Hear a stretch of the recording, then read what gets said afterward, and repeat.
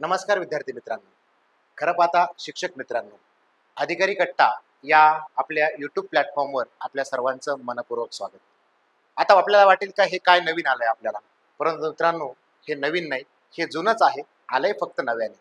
करायचं काय आहे आणि केलं काय आहे याचा सर्वांग विचार करून आपल्याला या येत्या सुट्टीमध्ये, मे महिन्याच्या सुट्टीमध्ये नेमकं काय करायचंय याचं छोटंसं स्वतःपुरतं प्लॅनिंग करायचं आहे. आपण कधी विचार केलाय का? 20-25 वर्ष सर्व्हिस केल्यानंतर सुद्धा प्रत्येक मे महिन्यामध्ये आपण नेमकं केलं काय? आपण केले आहेत नातेवाईकांची लग्न, आपण केलेले आहे टूरचं प्लॅनिंग, फिरायचं प्लॅनिंग. या सगळ्या गोष्टीनंतर मध्ये आपली स्वतःच्या ज्ञानामध्ये, ज्ञानाच्या कक्षेमध्ये काही फरक पडलाय का? आणि तो न पडल्याने आपला काही तोटा झालाय का? याचं आत्मपरीक्षण पुढच्या 2-3 दिवसामध्ये आपण सगळ्यांनी करायचं. का करायचं आहे? आपण पाहतोय की गेल्या 4-5 महिन्यामध्ये काही लोक शिक्षण विस्तार अधिकारी झाली परीक्षेच्या माध्यमातून, काही लोक उपशिक्षणाधिकारी पदी नेमणूक झाली, काही लोकांची गट शिक्षण अधिकारी म्हणून नेमणूक झाली आणि आपण मात्र जैसे ते राहिलो. आपण भरलाय फॉर्म केंद्र प्रमुख परीक्षेचा, पण मात्र आपण त्या परीक्षेची वाट पाहतो. परंतु मित्रांनो, आज भविष्यात होणारी केंद्र प्रमुख परीक्षा, भविष्यात होणारी विभागीय शिक्षण विस्तार अधिकारी परीक्षा आणि उपशिक्षण अधिकारी परीक्षा, या सर्व परीक्षांची माहिती मी आपल्यासमोर घेऊन आलेलो आहे. आणि नुसती माहिती नाही, तर ही परीक्षा पास होण्यासाठी त्या परीक्षेची पात्रता काय आहे, त्या परीक्षेचं स्वरूप कसं असणार आहे, त्याचं प्रश्नपत्रिकेचं स्वरूप कसं असणार आहे, या सगळ्या गोष्टी अधिकारी कट्टा या युट्यूब प्लॅटफॉर्मच्या मार्फत आपल्यासमोर मी उलगडणार आहे. मित्रांनो, 2-3 महिन्यापूर्वी आपल्या शिक्षण विस्तार अधिकारी परीक्षेचा निकाल लागला. या परीक्षेमध्ये राज्यभरामध्ये आपली जी काही टीम आहे, या टीम मधले जवळपास 11 शिक्षक हे शिक्षण विस्तार अधिकारी पदावर नियुक्त झाले.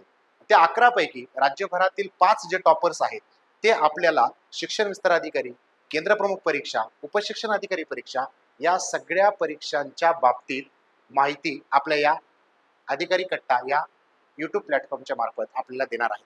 आणि म्हणून मित्रांनो, आमच्यासोबत जोडून राहा, कारण येणाऱ्या सगळ्या परीक्षांमध्ये यशाची जी हमी आहे ती आम्ही आपल्याला देत आहोत. चला सुरू करूया. नेमकं आपण पाहणार काय आहोत आणि करणार काय आहोत. सगळ्यात पहिली परीक्षा जी आपल्या सगळ्यांना माहिती आहे, मागच्या जून मध्ये आपण सगळ्यांनी त्याचे फॉर्म भरलेले आहेत, ती आहे केंद्र प्रमुख परीक्षा. आपल्या सगळ्यांना माहिती आहे.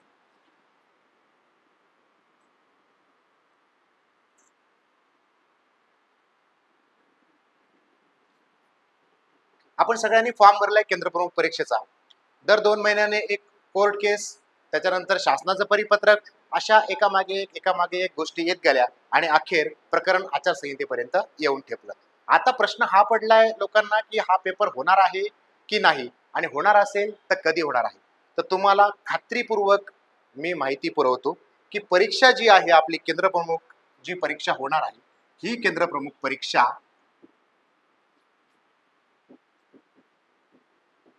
जून अखेर 100 आणि 101% होणार आहे. आपल्याला जर माहिती असेल, जर काही लोक आपल्या या प्रवाहात असतील, तर 16 जूनला युपीएससीची प्रिलिम्स आहे. युपीएससीची प्रिलिम्स झाल्यानंतर जूनचा शेवटचा आठवडा किंवा जुलैच्या पहिल्या आठवड्यामध्ये ही परीक्षा होणं प्रस्तावित आहे. कोणी काहीही म्हणू द्या, जे लोक तुम्हाला म्हणतील नाही नाही ते होणारच नाही, काय अभ्यास करून उपयोग आहे, अशा निगेटिव्ह लोकांपासून सगळ्यात पहिल्यांदा लांब राहा. शक्य झालं तर त्यांना ब्लॉक करा, कारण निगेटिव्ह लोकांच्या जितकं तुम्ही संपर्कात राहाल तितकं तुम्ही या पदांपासून लांब जाणार आहात, हे लक्षात ठेवा. आपल्या आजूबाजूला पॉझिटिव्ह माणसांचाच भरणा ठेवा, निगेटिव्ह माणसं आपल्या जवळ ठेवू नका. त्याने काय होतं, मध्यंतरी आपल्याला माहित नसेल, शिक्षण विस्तार अधिकारी परीक्षेची जाहिरात सुटली नोव्हेंबर महिन्यामध्ये. अनेकांना ती माहिती नव्हतं. जेव्हा आपल्यातले काही शिक्षक बांधव विस्तार अधिकारी पदावर नियुक्त झाले, त्यांच्या अभिनंदनाच्या पोस्ट यायला लागल्या, आपण त्यांचं अभिनंदन करायला लागलो, तेव्हा आपल्याला कळालं की शिक्षण विस्तार अधिकारी सरळ सेवेतून त्याच्या जागा सुटल्या होत्या, त्याचे फॉर्म भरले गेले, त्याचे पेपर झाले, त्याचा निकाल लागला आणि त्याच्या नियुक्त्या सुद्धा झाल्या, आणि आपल्याला काहीच त्याचा तपास नव्हता. त्याचं कारण फक्त आहे की आपल्या आजूबाजूचं आपलं सर्कल कसं आहे ते फार महत्वाचं आहे. जर ते अभ्यास करणारा असेल, परीक्षेला महत्व देणारा असेल, तर 100% तुम्हाला या गोष्टी माहीत झाल्या असत्या. कारण आमच्या टीमपैकी, आमच्या सर्कलपैकी सगळ्यांनी पेपर दिला, सगळ्यांना हा पेपर माहीत होता. अनेक विद्यार्थ्यांना, आमच्या टीमपैकी अनेक विद्यार्थ्यांना 172, 174, 162, 152 असे 200 पैकी गुण आहेत. शिक्षण विस्तार अधिकारी परीक्षेमध्ये. मग इतकं गुण मिळवणारे विद्यार्थी का आपोआप त्यांना तितके गुण मिळाले असतील का? तुमच्या माहितीसाठी सांगतो, जसं केंद्र प्रमुख परीक्षेचं आत्ता होतंय ना, सेम विस्तार अधिकारी परीक्षेत झालं. 3 वेळा त्या परीक्षेची तारीख आली, 3 वेळा त्या तारखेला परीक्षा झाली नाही, ती परीक्षा पुढे गेली. पण पुढे गेली म्हणून काय आम्ही हा अभ्यास थांबवला नाही, आम्ही हा अभ्यास सातत्याने करत होतो. आणि त्या सातत्याने केलेल्या अभ्यासाची परिणिती म्हणजे काय, की आज विस्तार अधिकारी शिक्षण या पदावर आमच्या सर्व जे शिक्षक अभ्यास करत होते त्यांची नियुक्ती त्या त्या जिल्ह्यामध्ये झालेली आहे. मग केंद्र प्रमुख परीक्षेचं काय, लोक तुम्हाला सांगतील पेपर होणार नाही, असं नाही तसं नाही, पण स्वतः अभ्यास करतील हे लक्षात ठेवा. त्याच्यामुळे खात्रीला एक सांगतो, परीक्षा परिषदेशी संपर्क केल्यानंतर मी तुम्हाला ही तारीख देत आहे. जूनचा शेवटचा आठवडा किंवा जुलैचा पहिला आठवडा, या दोन्हीपैकी एका वेळेस पेपर होणार म्हणजे होणार. त्याचं मी कारण तुम्हाला सांगतो. कारण अनेक जण म्हणतात की ऑगस्ट 2024 मध्ये कोर्टाची डेट आहे, पण कोणालाही कोर्टात कोणती याचिका दाखल केली हे माहीत नाही. पण तुमच्या माहितीसाठी सांगतो की सध्या मंत्रालयामध्ये ग्रामविकासची अधिसूचना, ज्या अधिसूचनेची आपण सगळेजण वाट पाहत होतो, ती अधिसूचना टाईप झालेली आहे किंबहुना तयार झालेली आहे. आचारसंहिता संपल्या ही अधिसूचना निर्गमित होईल. ही अधिसूचना निर्गमित झाली मित्रांनो की पुढच्या 1 किंवा 2 आठवड्यामध्येच आपला केंद्र प्रमुखचा पेपर होईल. कारण विस्तार अधिकारी शिक्षण या पदासाठी लोकांनी कोर्टात याचिका दाखल केल्या होत्या, याचिका निकाली निघाली आणि लगेचच एका आठवड्यात त्यांनी पेपर घेतला. आता केंद्र प्रमुख, विस्तार अधिकारी आणि उपशिक्षणाधिकारी हे मी इथे का लिहिलं हे तुम्हाला मी जाणीवपूर्वक सांगतो. आपण केंद्र प्रमुख परीक्षेचा फॉर्म भरलाय सगळ्यांनी, त्याची अटी शर्ती आपल्या सगळ्यांना माहिती आहेत. मागच्या जून मध्ये फॉर्म भरलाय, पण त्या जून पासून या जून पर्यंत आपण किती अभ्यास केलाय हे तुमच्या आमच्या स्वतःच्या मनाला माहिती आहे. दुसऱ्याला सांगण्यासाठी अभ्यास करू नका, स्वतःच्या मनाला माहित असेल इतका अभ्यास जरी आपण केला तरी पुरेसा आहे. केंद्र प्रमुख जर पाहिलं तर राज्यभरामध्ये एकूण 2384 जागा आहेत. आपापल्या जिल्ह्यात आपण फॉर्म भरलेत. आपण कोणत्या जिल्ह्यात फॉर्म भरलाय हे आपल्याला माहिती आहे. सगळ्यात जास्त जागा ज्या 152 किंवा 153 आहेत त्या पुणे जिल्ह्यात आहेत. त्यानंतर नाशिक जिल्ह्यात 123 आणि नगर जिल्ह्यात 122 अशा जागा आहेत. या जागा नंतर बायफर्गेट होतील, बायफर्गेशन होईल त्यांचं, त्या कास्ट वाईज जातील. त्या एससी ला 13% जातील, एसटी ला 60% जातील, ओबीसी ला 27% जातील. याच्यामध्ये महिला आरक्षण राहील. या सगळ्या बाबींचं आरक्षण करून आपण कशामध्ये बसतो आहोत. आता त्यानंतर नव्याने आलेलं ईडब्ल्यूएस आरक्षण आणि मराठा समाजाचं आरक्षण हे जर ऍड झालं तर याच्यामधून आपल्याला असणाऱ्या एकूण जागा आहेत त्या जागांमध्ये आपण कुठे बसत आहोत हे सगळ्याचा विचार करून आपल्याला तितक्या ताकदीनं अभ्यास करावा लागणार आहे. या 153, 123, 122 या खूप जागा झाल्या मित्रांनो. तुम्हाला जर माहित नसेल तर आता जी विस्तार अधिकारीची परीक्षा झाली त्याच्यामध्ये 3 जागा, 2 जागा, 1 जागा, 4 जागा, या जागांच्या वरती जिल्ह्यांमध्ये जागा नव्हत्या. आणि एवढ्या कमी जागांवर सुद्धा आपली जी टीम आहे, आपले जे शिक्षक मित्र आहे, जो आमचा ग्रुप आहे, या सगळ्यांनी व्यवस्थित काटेकोरपणे नियोजनबद्ध अभ्यास करून ही पोस्ट मिळवलेली आहे. आणि आता जर पोस्ट मिळवलेली आहे तर आम्हा सगळ्यांना मिळून असं वाटतं की ज्या पद्धतीने आम्ही पुढे चालत गेलो, ज्या पद्धतीने आम्ही या सगळ्या गोष्टी करत गेलो, या सगळ्या गोष्टी आम्ही तुमच्यापर्यंत पोहोचवल्या पाहिजे. आणि म्हणून मित्रांनो आपल्याला एकदम नियोजनबद्ध असा केंद्र प्रमुख या परीक्षेचा अभ्यास करायचा आहे. आता याच्या पुढे मी 2 गोष्टी लिहिल्यात बघा, एक विभागीय शिक्षण विस्तार अधिकारी आणि एक उपशिक्षण अधिकारी. माझ्या सोर्सेसच्या माहितीप्रमाणे साधारणतः जुलै एंड किंवा ऑगस्टच्या पहिल्या आठवड्यामध्ये विभागीय शब्द आहे बघा, मी इथे विभागीय शब्द लिहिला आहे. विभागीय शिक्षण विस्तार अधिकारी परीक्षा होणार आहे. जागा साधारणतः 300+ त्याला जागा असतील आणि त्याला जी अट असेल ती असेल बीएडची. ज्या बांधवांचं बीएड झालेलं आहे त्या बांधवांनी आत्ताच शिक्षण विस्तार अधिकारी या परीक्षेच्या अभ्यासाची तयारी करायची आहे. का करायची आहे? कारण केंद्र प्रमुख आणि विस्तार अधिकारी यांचा सिलेबस जो अभ्यासक्रम आहे तो तंतोतंत सारखा आहे. त्याच्यामध्ये अजिबात वेगळा तो अभ्यास नाही. त्याच्यामुळं या 300+ ज्या जागा निघणार आहेत ह्या मंत्रालयातून माहिती घेऊन तुम्हाला सांगितलेली आहे. त्यानंतर उपशिक्षण अधिकारी सेम 2017 साली एक उपशिक्षण अधिकारी परीक्षा झाली होती, आपल्याला आठवत असेल. त्याच्यात अनेक कोर्ट केसेस झाल्या, अनेक गोष्टी झाल्या. त्या परीक्षेचा निकाल लागून सुद्धा अजूनही त्यांना जॉईनिंग दिलेलं नाही. मित्रांनो, उपशिक्षण अधिकारी परीक्षा ही या वादापायी एमपीएससी कडे वर्ग झाली होती. गेल्या 4 ते 5 वर्षामध्ये ही परीक्षा एमपीएससी कडे वर्ग झाली होती. परंतु आता आनंदाची बाब अशी आहे की ही परीक्षा शिक्षकांमधून होणार आहे. आणि अजून त्यापेक्षा आनंदाची बाब म्हणजे त्याची सुद्धा अट बीएड प्लस 5 वर्षाचा अनुभव.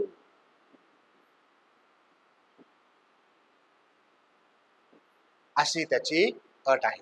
आणि म्हणून एकाच वेळेस पुढच्या 30 दिवसांमध्ये आपल्याला जर या तीनही परीक्षांचा अभ्यास काटेकोरपणे व्यवस्थितपणे करून यशाला गवसणी घालायची असेल, पद मिळवायचं असेल, तर तुम्हाला अधिकारी कट्टा या प्लॅटफॉर्म शिवाय पर्याय नाही. त्याचं कारण इथे जे तुम्हाला मार्गदर्शन करणार आहेत हे सर्वच्या सर्व एका एका शिक्षण क्षेत्रातल्या पदावर परीक्षेच्या मार्फत गेलेले आहेत, प्रमोशनच्या मार्फत नाही. आणि म्हणून आपल्याला त्यांच्या मार्गदर्शनाखाली अभ्यास करायचा आहे. तुम्हाला मी शब्द देतो का पुढचे 30 दिवस तुम्ही जर सातत्यानं जर या अधिकारी कट्टाच्या युट्यूब चॅनल येणारे लेक्चर जर तुम्ही पाहिले, तुम्ही ऐकले, त्याचा जर अभ्यास केला, तर 100% तुम्हाला परीक्षा जाहीर झाली तर 8 दिवसात तुमची रिव्हिजन झाल्याशिवाय राहणार नाही. काय करायचंय आपल्याला? अधिकारी कट्टा या चॅनलच्या मार्फत आपण नेमकं काय करणार आहोत? साधारणतः आपण दिवसाला 2 लेक्चर 1-1 तासाचे असे 2 लेक्चर तुमच्यासाठी अपलोड करणार आहोत 30 दिवसांच्या सिरीजमध्ये. मग तुम्ही लग्नाला जा, तुम्ही फिरायला जा, तुम्ही कुठे मित्रांबरोबर गप्पा मारा, परंतु आपण हे लेक्चर कानात हेडफोन घालून कुठेही बसल्या बसल्या ऐकू शकतो. तुम्हाला काय मी कागद पेन घेऊन बसा तसं म्हणणार नाही, नोट्स काढा असंच म्हणणार नाही. तुम्ही सातत्यानं जर हे लेक्चर जर कंटिन्यू आणि प्रामाणिकपणेच राहिले तर तुम्हाला केंद्र प्रमुख किंवा विस्तार अधिकारी किंवा अगदी उपशिक्षण अधिकारी होण्यापासून सुद्धा कोणीही थांबवू शकणार नाही. हा माझा तुम्हाला शब्द आहे.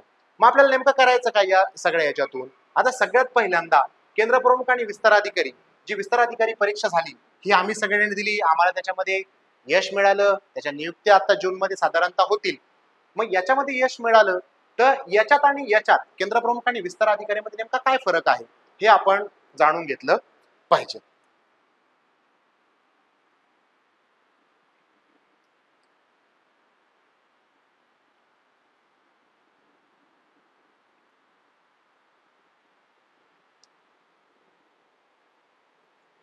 आपण जर बघितलं तर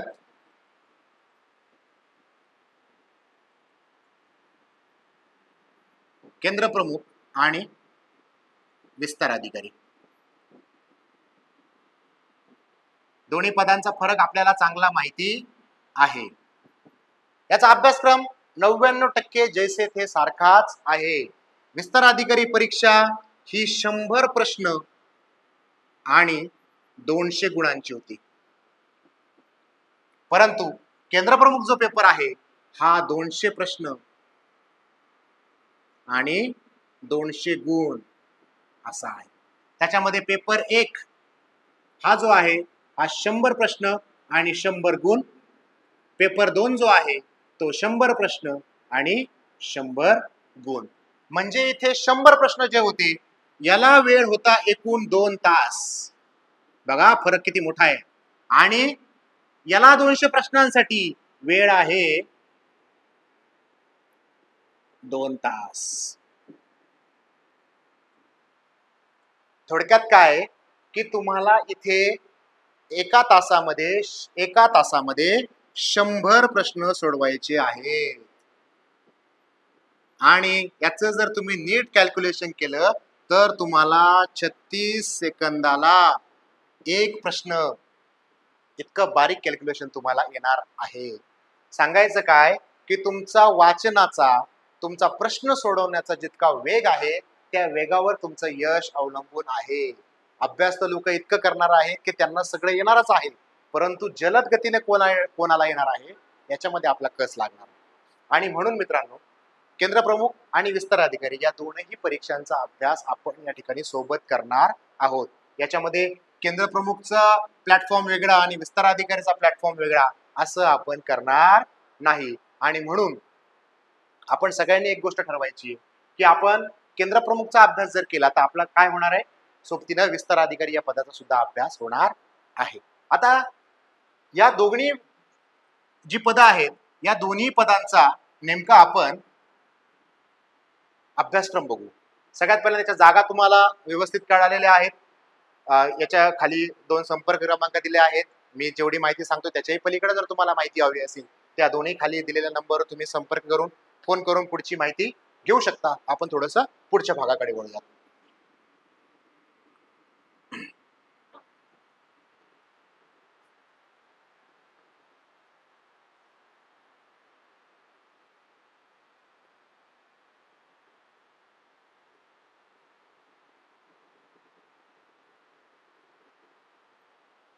बघा समोर दिसतंय अधिकारी कट्टा केंद्र प्रमुख / विस्तार अधिकारी भरती 2024. खरं पाहता ही जी केंद्र प्रमुख भरती आहे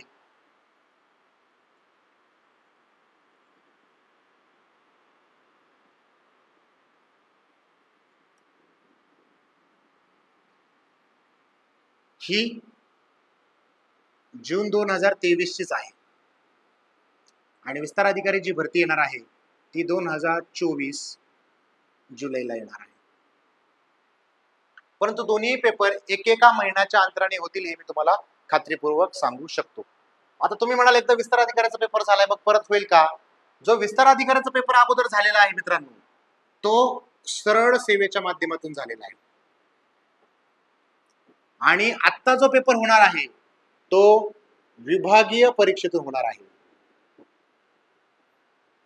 कारण 25% सरळ सेवा, 25% विभागीय आणि 50% प्रमोशन अशी त्याची विभागणी आहे.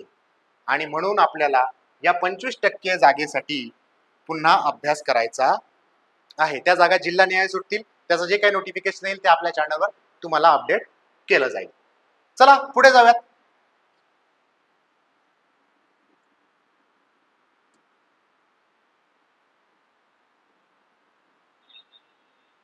आपल्याला बघायचं केंद्र प्रमुख आणि विस्तार अधिकारी या पदाचा नेमका अभ्यासक्रम. हा जो अभ्यास आहे हा आहे विभाग पहिला म्हणजे पेपर पहिला जो 100 गुणांचा असेल इथे म्हटलंय आणि त्याची प्रश्न संख्या असणार आहे 100च. म्हणजे प्रत्येक प्रश्नाला कमीत कमी आपल्याला 36 सेकंदाचा वेळ मिळणार आहे. तेवढ्या जलद आपल्याला गणित सोडवता आली पाहिजे. आपण विद्यार्थ्यांकडून शिष्यवृत्तीचा अभ्यास करून घेतो, नवोदयचा अभ्यास करून घेतो, त्याच धर्तीवरचे हे प्रश्न आहेत.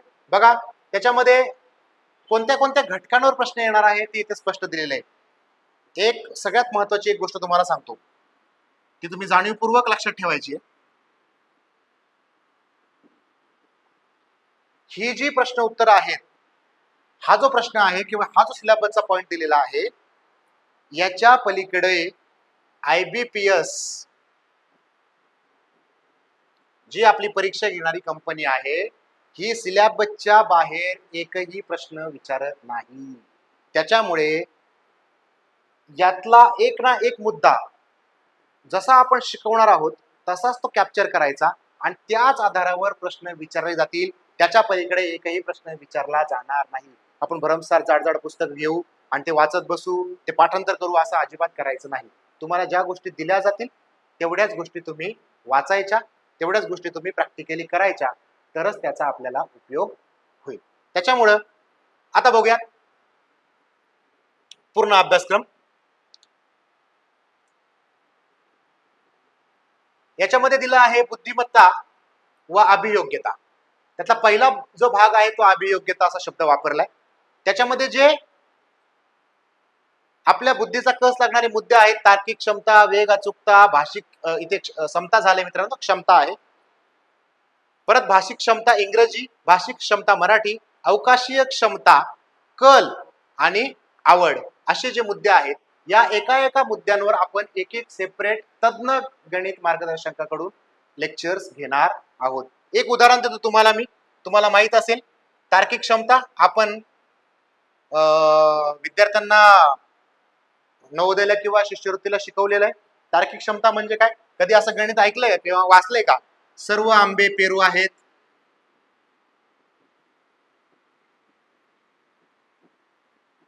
असं कधी गणित वाचलंय का? सर्व आंबे पेरू आहेत, हा सर्व पेरू चिक्कू आहेत आणि मग असं त्याच्या खाली ऑप्शन दिला असतो की काही पेरू हे आंबे आहेत, काही चिक्कू हे पेरू आहेत आणि मग खालीलपैकी कोणता ऑप्शन बरोबर आहे. हे निवडा, असा प्रश्न असतो. हे सगळं येतं या तार्किक क्षमतेमध्ये. तुम्हाला दिसताना ते परत सोपं दिसेल, पण जेव्हा परीक्षेला ही आपल्याला फक्त 36 सेकंद सोडवायची वेळ येते ना, तेव्हा ते वाचायलाच आपल्याला 36 सेकंदाचा काळ निघून जातो.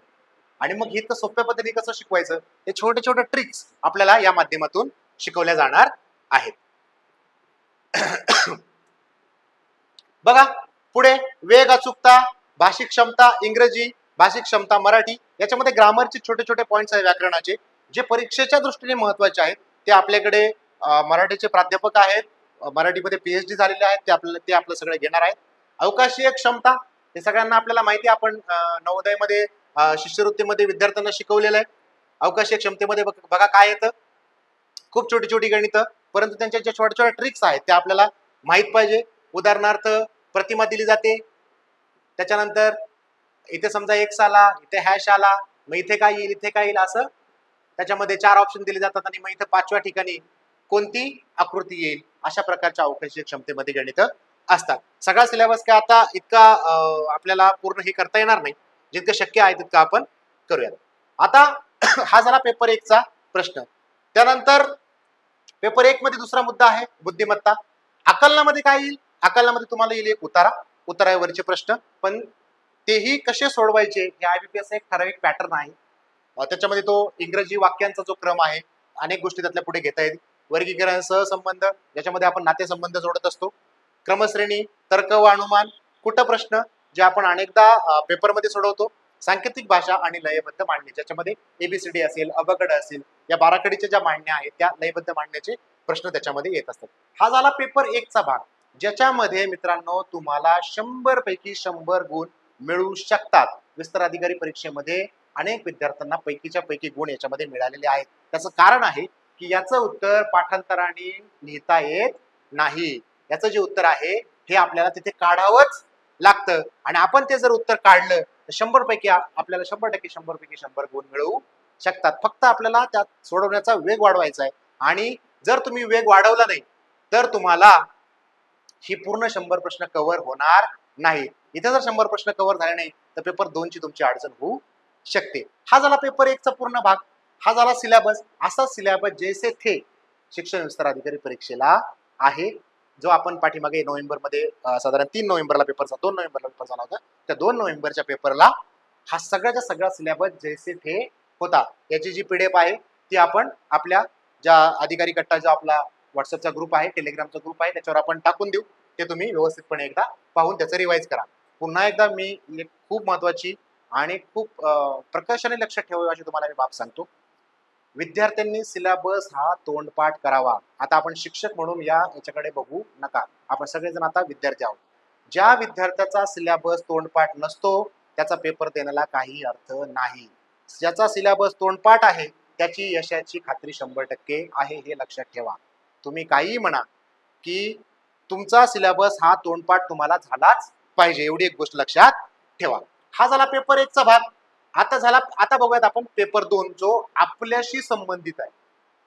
हा जो भाग आहे आपल्याशी संबंधित आहे, परंतु आपल्याला तो येईलच याची खात्री नाही. आपल्याला अनेक गोष्टी माहीत असतात, परंतु जेव्हा ते प्रश्न उत्तराच्या स्वरूपात येतात तेव्हा त्याची उत्तरं आपल्याला देता येतीलच याची खात्री नाही. एकदम तुम्हाला लेटेस्ट विचारतो, एकदम लेटेस्ट. हे उत्तर तुम्ही घरी शोधायचं, उत्तर मी तुम्हाला इथे सांगणार नाही. एकदम लेटेस्ट बघा. आता आपण साधारणतः मागच्या मार्च एंडला आपण आपला आर्थिक व्यवहार सगळा क्लोज केला. जवळपास अनेकांनी मुख्याध्यापक म्हणून चार्ज पाहिलाय, अनेकांनी मुख्याध्यापकांचा असिस्टंट म्हणून चार्ज पाहिला. याच्यामध्ये अशा एका प्रणालीच्या मार्फत आपल्याला शाळेच्या खात्यांवर आणि शाळेच्या खात्यावरून किंवा डायरेक्टली जे आपले दुकानदार होते, व्हेंडर होते, त्यांच्या खात्यावर पैसे वर्ग झाले या प्रणालीच्या मार्फत. हा प्रश्नाचा, या शब्दाचा फुल फॉर्म परीक्षेमध्ये विचारला गेला आहे. रोजचं आहे का नाही, हे रोजच्या जगण्यातलं आहे. याचा फुल फॉर्म तुम्हाला लगेच तात्काळ सांगता येईल का? शंका आहे की नाही शंका? मग आपल्याला माहित असतं, ही सगळी माहिती आपल्याला माहिती आहे, पण उत्तर माहित नाही. मग आपण काय म्हणतो, अरे थोडं वाचलं असतं तर आलं असतं, आहे की नाही? मी तुम्हाला एक गमतीशीर किस्सा सांगतो. जेव्हा विस्तार अधिकारी परीक्षेचा फॉर्म सुटले, विस्तार अधिकारी परीक्षेच्या लोकांनी फॉर्म भरले, परीक्षा सातत्यानं पुढे जात होती. केंद्र प्रमुख परीक्षेसारखेच आमचे काही मित्र म्हणायचे, जाऊ दे मरू दे, कशाला करायचा अभ्यास, आता नाही होती परीक्षा, आता नाही होती परीक्षा, असं म्हणता म्हणता अचानक एक दिवस त्याची तारीख आली. तारीख किती दिवस अगोदर आली? फक्त 8 दिवस अगोदर. मागच्या शुक्रवारी कळालं की पुढच्या शुक्रवारी पेपर आहे म्हणून. IBPS चा पेपर होता, सकाळी 7 वाजताचं रिपोर्टिंग होतं आणि 9 वाजता पेपर सुरू होणार होता. म्हणजे विचार करा की 8 दिवस सुद्धा त्यांना त्यांचं काही आपल्या परीक्षांसारखं नाहीये की ते उत्तरपत्रिका छापा आणि प्रश्नपत्रिका छापा. त्यांचं रेडी आहे सगळं. त्यांना फक्त तारखेशी घेणं देणं आहे. त्यांना एकदा तारीख मिळाली की ते तुमचा पेपर घेऊन टाकणार एकाच दिवसात. त्याच्यामुळे तुम्ही असं समजू नका का पेपर येईल मग त्यांना घ्यायला 1-1.5 महिना लागेल, या भ्रमात कोणी राहू नका. त्याच्यामुळे जे आजूबाजूला आपले असे आहेत ना निगेटिव्ह लोक, की कशाचा पेपर होतोय आता, कशाला अभ्यास करायचा आणि काय करायचं केंद्र प्रमुख होऊन, काय करायचं विस्तार अधिकारी होऊन, असे जे लोक म्हणणार आहेत ना, हे सगळे आपल्या आयुष्यातून पहिले बाजूला काढा. जोपर्यंत ही माणसं आयुष्यातून बाजूला निघत नाही ना, तोपर्यंत तुमच्या प्रगतीचे मार्ग खुले होणार नाही, एवढं लक्षात ठेवा. आणि तुमच्यामध्ये पोटेन्शियल आहे, आपण एवढे शिक्षण घेतलेलं आहे, आणि जर हे जर करायचंच नसेल तर मग शिक्षण घेतलंय कशाला? आपण मस्त डीएड वर तर आपली जिंदगी निघणार होती ना. ज्यांनी बीएड केलं आहे, ज्यांनी डिग्री पूर्ण केली, जे लोक सेट नेटचा फॉर्म भरतात, या सगळ्यांनी स्वतःची काहीतरी प्रगती व्हावी म्हणून गोष्टी केल्यात ना. आवर्जून सांगतो, ज्या लोकांनी बीएड केलेलं आहे, ज्या लोक सेट नेटचा जे लोक पेपर देतात, जे लोक आपलं MA पूर्ण करतात, एमएड पूर्ण करतात, एज्युकेशन मध्ये सातत्यानं शिकत राहतात, त्या सगळ्यांनी केंद्र प्रमुख आणि विस्तार अधिकारी परीक्षेचा अभ्यास केलाच पाहिजे. ही काळाची आणि स्वतःची सुद्धा गरज आहे. असो, पुढे जाऊयात. या प्रश्नाचं उत्तर तुम्ही शोधायचं आणि कमेंट बॉक्स मध्ये द्यायचं आहे. मी वाट बघेन. आपण बघतोय विभाग दुसरा. विभाग दुसरा म्हणजे काय नेमकं? तर हे सगळं आपल्याशी संबंधित आहे, मी तुम्हाला ऑलरेडी सांगितलंय. जो प्रश्न मगाशी तुम्हाला विचारला होता त्याचं उत्तर तुम्ही कमेंट बॉक्स मध्ये आपल्याला द्यायचं आहे. बघूया आता ह्या सिलेबस मध्ये नेमकं काय आहे, आपल्याला काय माहिती आहे, काय माहिती नाही, काय माहिती करून घेण्याची गरज आहे. बघा, घटक आहे विभाग दुसरा, शालेय शिक्षणातील नियम, अधिनियम व शैक्षणिक नवविचार प्रवाह. सेम आहे. प्रश्न संख्या आहे 100, गुण आहेत 100. एक एक मुद्दा बघूया आपण. पहिला जो मुद्दा आहे, भारतीय राज्यघटनेतील शिक्षण विषयक तरतुदी, बालकांशी संबंधित सर्व कायदे, योजना व अद्ययावत शासन निर्णय, त्याला गुण आहेत 10. आणि मित्रांनो, याला जर 10 गुण म्हटले तर 10च गुणांचा प्रश्न याच्यावर विचारले जातील. तेवढा अभ्यास आपल्याला करायचा. मग याच्यामध्ये काय काय मुद्दे आहेत? भारतीय राज्यघटनेतील शिक्षण विषयी तरतूद जे आहेत ते, बालकांचा मोफत सक्तीचा अधिकार नियम, जो आपण आपला तोंडपाठच असायला पाहिजे, याच्यावर प्रश्न विचारला जाईल. त्याच्यानंतर जो केंद्राचा RTI आहे, त्याच्या अनुषंगाने महाराष्ट्र शासनाने जो RTI केलाय, अद्ययावत दुरुस्त्या, त्या अद्ययावत दुरुस्त्या म्हटल्यात बघा. याच्यात जर अद्ययावत दुरुस्त्या म्हटल्यात तर सगळ्यात लेटेस्ट दुरुस्ती कोणती माहिती का तुम्हाला? जी आपण यावर्षी आता त्याची निकाल मंजुरी सुद्धा घेतलेली आहे. काय आहे लेटेस्ट अद्ययावत दुरुस्ती माहिती आहे? आता अद्ययावत दुरुस्ती जस्ट आहे, त्याची तारीख तुम्हाला माहित पाहिजे. ती तारीख सुद्धा तुम्ही कमेंट बॉक्स मध्ये टाकायची, त्या GR ची. तो प्रश्न विचारला जाईल. 5वी व 8वी यांना परीक्षा सुरू केली, वार्षिक परीक्षा. या परीक्षेचा जो GR आहे ना, या GR ची तारीख एका परीक्षेला विचारली आहे. म्हणून ही जी 5वी आणि 8वीचा जो GR आहे तो आपण सिलेबस मध्ये कव्हर करणार आहे. पण तुम्हाला माहिती आहे का? आणि नसेल माहित तर 100% तुम्हाला या अधिकारी कट्टाच्या सिरीजची गरज आहे. त्याच्याशिवाय पास होणं कठीण आहे मित्रांनो, हे लक्षात असू द्या. असो, चला पुढे जाऊयात. छोटे छोटे प्रश्न आहेत. तुम्हाला वाटेल इतकं सोपं पेपरला येईल का? हे तुम्हाला दिसताना आता सोपं दिसतंय, परंतु परीक्षेला बसल्यावर हे सोपं नसतं. पुढे बाल हक्क संरक्षण कायदा 2005 याची एक PDF आहे. ती पूर्ण तोंडपाठ करायची. त्याच्यामध्ये मोजून 6 मुद्दे आहेत. ते 6 मुद्दे 6 ओळी जर तुम्ही पाठ केल्या, मी त्या नोट्स काढलेल्या आहेत, तसं ते जवळपास 15-20 पानांचं तो GR आहे त्याची. तर ते 6 जे मुद्दे आहेत ते आपण काढले, ते जर तुम्ही एकदा वाचले तर 100% तुम्हाला त्यातला प्रश्न चुकण्याची अजिबात चिंता करण्याचं कारण नाही. विद्यार्थी लाभाच्या योजना, या योजना जवळपास 153 योजना आहेत. या 153 पाठ करायच्यात का? नाही. ज्या अगदी करंट मध्ये आहेत, ज्या अगदी चालू घडामोडीशी संबंधित आहेत. उदाहरणार्थ, विद्यार्थी लाभाची योजना जी आता चालू घडामोडी संबंधी आहे. सगळ्यात महत्वाची योजना कोणती माहितीये का? जी आता शालेय गणवेश सोबत शालेय मुलांना बूट आणि सॉक्स, आणि गणवेश पूर्वी फक्त मुलींना आणि कॅटेगरीतल्या मुलांना देण्यात येत होता. आता तो ओपनवाल्या मुलांना सुद्धा, म्हणजे सरसकट सर्वांनाच गणवेश देण्यात येतो. तो जो GR आहे त्या संदर्भात आपल्याला माहिती घेणं गरजेचं आहे. शिष्यवृत्ती, जी सगळ्यात महत्वाची आहे, सुवर्ण महोत्सवीची, त्याच्याबद्दलची पूर्ण माहिती आपल्याला पाहिजे. अशा अनेक गोष्टी ज्या 153 पैकी जे एक 15-20 शिष्यवृत्तीवर प्रश्न विचारला जाईल, विद्यार्थी लाभाच्या योजनांवर विचारला जाईल. जी महत्वाची योजना शालेय पोषण आहारची, त्यातले जे प्रमाण आहे ती सुरू कधी झाली, त्याच्यामध्ये बदल कधी झाला, कोरडा शिधा कधी होता, दूध कधी होतं, शिजवलेलं अन्न कधीपासून द्यायला लागले, या सगळ्या गोष्टींचा बारीक सारीक अभ्यास आपण याच्यामध्ये करणार आहोत. विशेष गरजा असणाऱ्या आणि अल्पसंख्याक विद्यार्थ्यांसाठी ज्या योजना आहेत त्या आपल्याला माहिती आहेत, फक्त परीक्षेला काय प्रश्न विचारणार आहेत त्याच्यावरही आपल्याला माहिती नाही. असो, पुढे जाऊयात. दुसरा मुद्दा आहे शिक्षण संस्थेत काम करणाऱ्या प्रमुख संस्था, संघटन व त्याचे कार्य. मग युनिसेफ सारखी संस्था आहे, ही आंतरराष्ट्रीय स्तरावर काम करते. एनसीआरटी राष्ट्रीय पातळीवर काम करते. न्यूपा सारखी संस्था आहे, ही राष्ट्रीय पातळीवर काम करते. या न्यूपाचाच एक भाग मिपा ज्याला आपण म्हणतो MIE, मिपा जी आहे ती औरंगाबादला आहे, ती महाराष्ट्रात काम करते, त्याची ती शाखा आहे. एनसीटी केंद्र स्तरावर काम करते, CCRT केंद्र स्तरावर काम करते. टीस जी आहे ती टाटाची आहे, TIFRI टाटाची आहे. ही होमी बाबा सेंटर जे आहे ते कधी सुरू झालंय, हा RTI नाही, हा right to education, right to information आणि RTI याच्यामध्ये काही गोष्टी वेगळ्या आहेत, त्या आपण बघून घेऊयात. EFLU ही औरंगाबादची संस्था आहे. मग अशी मिपा सांगितलं त्याप्रमाणे मिपा इथे आलं. त्यानंतर CC डाएट प्रत्येक जिल्ह्याला असतं, ते आपल्याला माहिती आहे. आणि राज्य आंग्ल भाषा ती त्याचं जे मुख्यालय आहे ते औरंगाबादला आहे. म्हणजे या सगळ्याच्या याच्यापैकी प्रश्न किती विचारणार आहे? 10. संस्था किती आहेत?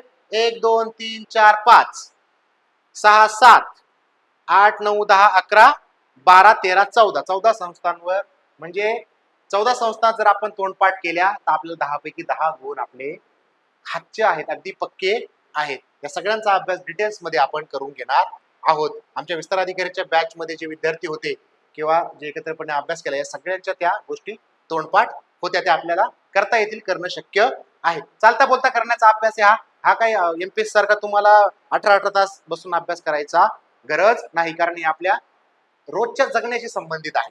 पुढे माहिती तंत्रज्ञानाचा वापर हा आपण रोज करतोय. सध्या शिक्षण क्षेत्रामध्ये जो काही माहिती तंत्रज्ञानाचा वापर होतोय, हा कम्प्युटर इंजिनियर नंतर मला वाटतं शिक्षकच जास्त संगणकाचा वापर करत असला असं मला वाटतं. इंटरनेटचा प्रभावी वापर, शाळा स्तरावर माहिती भरणे. तर आता एकही शाळा अशी राहिली नाही की तिथे इंटरनेट नाही, मोबाईल नाही, इंटरॅक्टिव्ह बोर्ड नाही, प्रोजेक्टर नाही, कम्प्युटर नाही, असं एकही शाळा शिल्लक राहिलेली नाही. अर्थात हे सगळ्या शिक्षकांच्या आणि लोकसहभागातून ज्या काही शाळा शिक्षकांनी उभारल्यात, हे शिक्षकांचं फार मोठं याच्यामध्ये योगदान आहे, त्यांचं फार कौतुक आहे. त्यांच्या शाळा स्तरावर विविध माहिती आपण भरतो, सरळ पोर्टलला भरतो, युडायसला भरतो, MDM ची माहिती भरतो. या छोट्या मोठ्या गोष्टी आहेत ज्या आपल्याला माहित पाहिजे. त्याच्या साईट्स माहित पाहिजे, त्या साईटचा अभ्यास, शासनाचे उपलब्ध पोर्टल, हे जे सरळचं पोर्टल आहे, युडायसचं पोर्टल आहे, याचं विस्तार अधिकारी परीक्षेला www.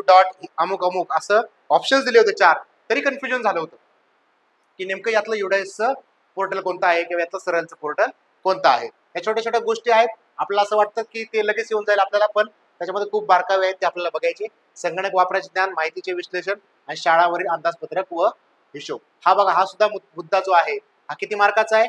15 गुणांचा. आधीचे मुद्दे जे होते ते 10 गुणांचे होते, परंतु हे जे आहे 1 2 3 4 5 6 जे मुद्दे आहेत, हे 6 मुद्दे, फक्त 6च मुद्दे हे 15 गुणांसाठी आहेत, ते आपल्याला करायचे आहेत.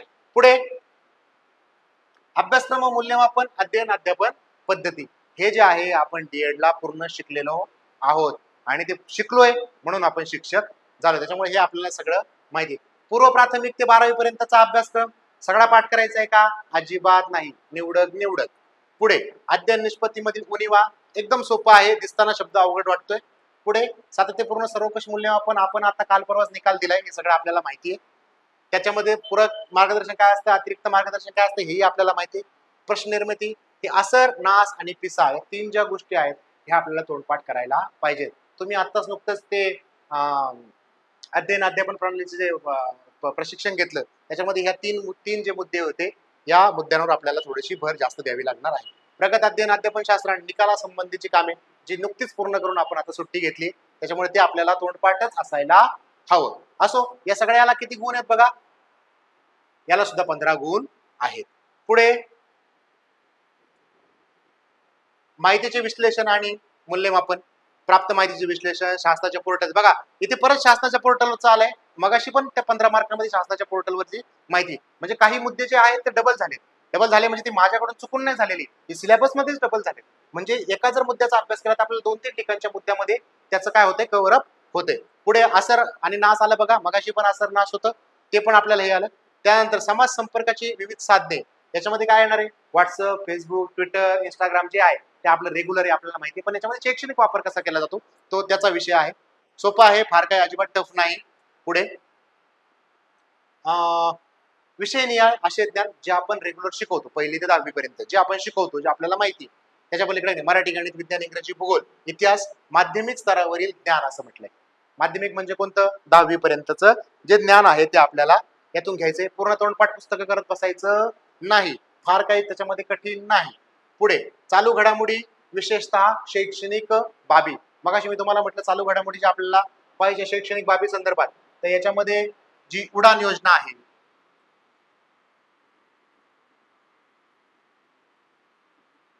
त्यानंतर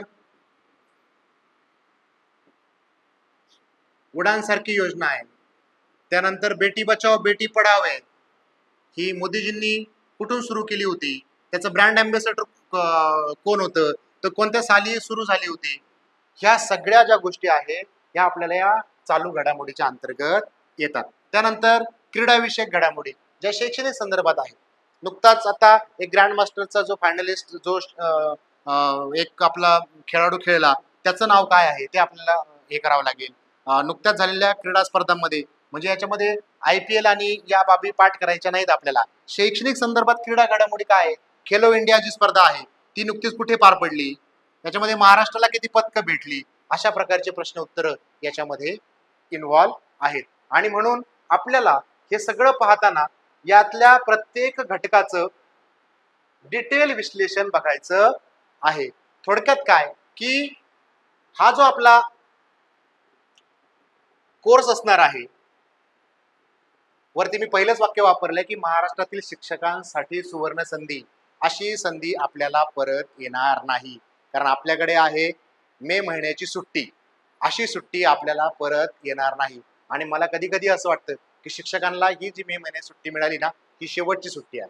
कारण याच्यानंतर मे महिन्यामध्ये भविष्यात किती कामं वाढतील हे सांगता येणार नाही. याच मे महिन्यामध्ये आपल्याला इलेक्शन्स आहेत, अर्थात ते दरवर्षी असतात, ते आपल्याला RT नुसार काम पण करणं बंधनकारक आहे. इलेक्शन्स आहेत या मे महिन्यामध्ये, त्याच्यामध्ये आपले 4-5 दिवस जाणार आहेत. आणि जसं जसं काळ पुढे जाईल तसं अनेक उपक्रम, अनेक बाबी जसं वाढत जातील, आपला अभ्यास करणं, आपण अभ्यासापासून आपली फारकत फार दूर होईल जाईल. आणि म्हणून मला असं वाटतं की केंद्रप्रमुख परीक्षे एकूण ज्या जागा आहेत केंद्रप्रमुख परीक्षेच्या, या सगळ्या जागांचा एकंदर आपण विचार करायचा आहे, आपण निर्णय घ्यायचा आहे का आपल्याला नेमकं काय करायचंय.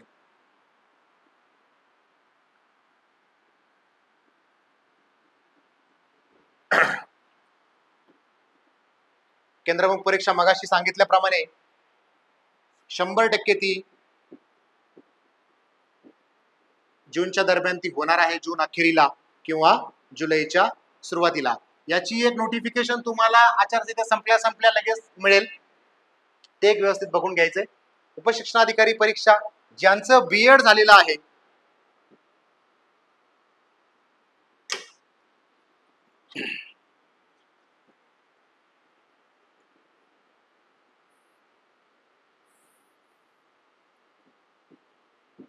ज्यांचं BEd झालेलं आहे त्या सगळ्यांनी या उपशिक्षणाधिकारी परीक्षा आणि विस्तार अधिकारी परीक्षा या गोष्टींचा एकदम सिरियसली अभ्यास करायचा आहे. कारण ही संधी परत नाही. केंद्रप्रमुख परीक्षा आपल्या हयातीत पहिल्यांदा होते, त्याच्यानंतर कधी होईल आपल्याला माहीत नाही. विभागीय शिक्षण विस्तार अधिकारी परीक्षा ज्यांना सरळ सेवा देता आली नाही, ज्यांना सरळ सेवा परीक्षा सुटली, अनेक जण असे असतात आपले शेजारचे मित्र, परीक्षेचा फॉर्म भरतात पण आपल्याला सांगत नाहीत, हे लक्षात ठेवा मित्रांनो. त्याच्यामुळे विभागीय शिक्षण विस्तार अधिकारी परीक्षा येईल. चॅनल सबस्क्राईब करून ठेवा, लाईक करून ठेवा, ते बेल आयकॉनचं बटन दाबून ठेवा. तुम्हाला याचे जे काही नोटिफिकेशन्स येतील त्या मी तुम्हाला या चॅनलवर अपडेट करत जाईल, जेणेकरून तुम्हाला लगेच एखादी परीक्षा सुटली, म्हणजे याच शैक्षणिक क्षेत्राशी संबंधित ज्या ज्या परीक्षा आहेत त्या सुटल्या, त्याच्या जाहिराती आल्या की या सगळ्या गोष्टींची माहिती मी तुम्हाला वेळोवेळी देत जाईल. आणि पुन्हा एकदा म्हणतो की आता नाही तर कधीच नाही, म्हणून आपल्या सोबत जो आहे अधिकारी कट्टा आपला जो मित्र आहे, आपला जो सहकारी आहे, या सहकार्यासोबत तुम्हाला पूर्ण मे महिन्याचा प्रवास करायचा आहे. मनाशी ठरवून घ्या की आपण दिवसातला 1 तास आणि 2 तास अधिकारी कट्टा या चॅनलचं लेक्चर पाहण्यासाठी देऊ, त्याला सबस्क्राईब करू आणि पुढे ज्या ज्या अपडेट्स येत राहतील त्या आमच्या सगळ्या विस्तार अधिकारी मित्रांकडून, जे आमचे टीम आहे त्या टीमकडून आपल्याला कळवलं जाईल. तुर्तास इतकी सगळी माहिती देऊन या ठिकाणी थांबतो. या संपूर्ण लेक्चरसाठी आपण एकदा ते सेव्ह करून घ्या. सेव्ह करून झाल्यानंतर आपल्याला वारंवार पहा, सिलेबस पाठ करून घ्या. त्याच्याशिवाय आपल्याला यश मिळणार नाही एवढी खात्रीनं तुम्हाला सांगतो. या पूर्ण सिरीजचे जर आपण एकदम कंटिन्युअसली सातत्याने जर हे पाहिलं आणि मन लावून जर पाहिलं तर येणाऱ्या काळामध्ये 100% तुम्ही केंद्र प्रमुख, शिक्षण विस्तार अधिकारी आणि उपशिक्षण अधिकारी पदावर नियुक्त झालेले असाल, ही हमी अधिकारी कट्टा या यूट्यूब प्लॅटफॉर्मच्या निमित्ताने देतो. आणि आजच्या या लेक्चर पुरतं आपला निरोप घेतो. धन्यवाद.